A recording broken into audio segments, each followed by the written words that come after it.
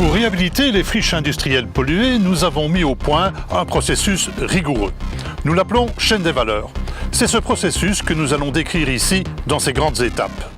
Il commence, s'il y a lieu, par le désamiantage des bâtiments, une opération délicate qui exige la mise en place d'importantes mesures de sécurité afin d'éviter toute dispersion d'amiante. On passe ensuite au cleaning des bâtiments qui sont vidés de leur contenu directement triés et entreposés en zone protégée lorsqu'ils présentent des contaminations en polluants. Une fois les bâtiments nettoyés, on passe à leur déconstruction sélective. Métaux, bois, briques, béton, plastique sont triés. Après analyse de contrôle, briques et béton non pollués sont concassés et entreposés sur place pour remblayer plus tard les excavations. Les autres matériaux seront envoyés en centre d'enfouissement ou de traitement à griller. Une fois les structures hors sol déconstruites, on s'attaque aux dalles et autres fondations, avec parfois la découverte de spots de pollution qui seront pris en charge et envoyés en centre de traitement à griller. Autre opération délicate, sur certains sites, il faudra abattre cheminées et réservoirs d'eau en prenant toutes les précautions nécessaires vis-à-vis des riverains. C'est maintenant que l'on va pouvoir s'attaquer à la dépollution.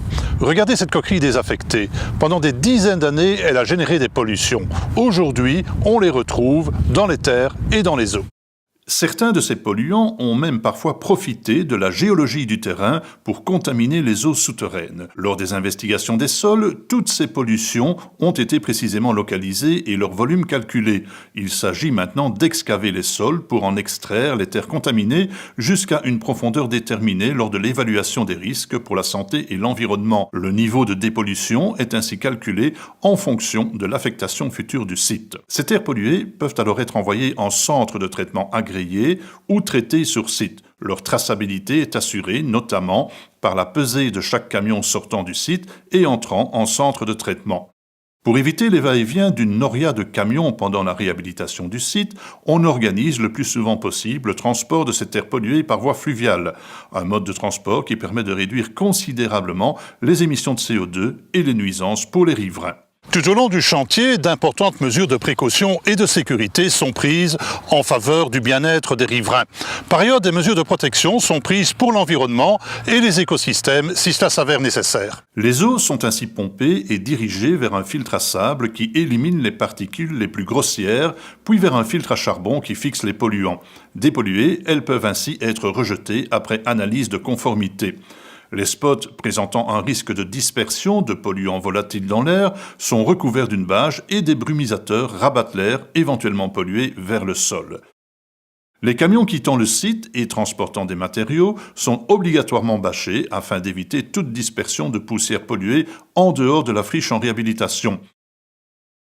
Ils sont également soumis à un lavage des pneus, des passages de roues et du châssis par jet d'eau. À l'extérieur du site, le trajet est imposé par les autorités locales et de strictes limitations de vitesse sont appliquées.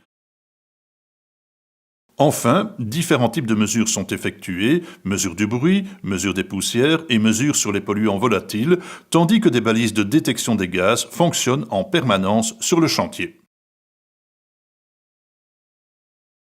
Qu'on le fasse sur le site en cours de réhabilitation ou en centre de traitement agréé, il existe essentiellement 3 techniques de réhabilitation des terres polluées. Le traitement thermique consiste à extraire les composants volatiles des sols pollués en chauffant ces derniers. Ce traitement se pratique de préférence hors site en centre agréé. Le traitement physico-chimique utilise les différences en dimensions, masse volumique et forme pour séparer les particules polluées de la terre. Les métaux lourds, présents en majeure partie dans la fraction très fine, sont isolés par ces tris. Une fraction sable et une fraction gravier dépolluées sont également générées. Le sable et les graviers ainsi traités seront utilisés pour combler les excavations. Enfin, le traitement biologique repose sur la dégradation des molécules polluantes, essentiellement des hydrocarbures, par des bactéries ou des champignons. Il s'agit maintenant de combler les excavations avec des terres arables de provenance externe, mais toujours analysées avant d'être utilisées comme remblais sur le site assaini.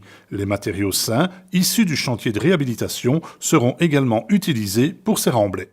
Les engins se succèdent pour mener à bien cette opération et obtenir un relief qui corresponde à la future affectation du site.